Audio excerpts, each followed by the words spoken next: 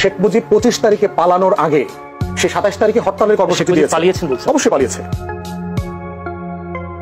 71 যে 25 মার্চের রাতে বঙ্গবন্ধু যে স্বাধীনতার ঘোষণা দিয়েছেন সেটা আমার ফ্যামিলির সাথী, অন্য কেউ না।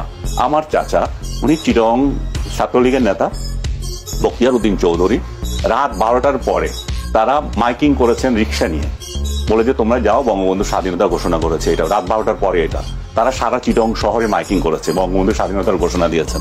আমি আমারগুলো বলতেছি, আমার ব্যক্তিগত অভিজ্ঞতা থেকে বলছি, আমার সংবাদপত্রের ইতিহাস থেকে বলছি। কার ডায়েরিতে কে কি গল্প লিখলো সেটাতে আমি যাচ্ছি না। এই আমার জীবনের শেষ, তাই আমি টেলিফোন করে আমি খবর দিলাম আমার বিডিআর হেডকোয়ার্টারে চট্টগ্রাম, আজ থেকে বাংলাদেশ স্বাধীন।